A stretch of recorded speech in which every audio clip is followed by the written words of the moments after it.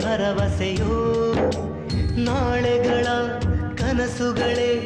ಇಂದಿನ ನಂಬಿಕೆಯೋ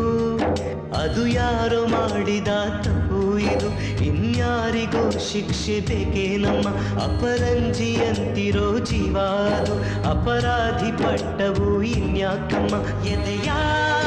ದಹಿಸೋ ದುಃಖ ಮನೆಯಲ್ಲಿದೆ ದೈವ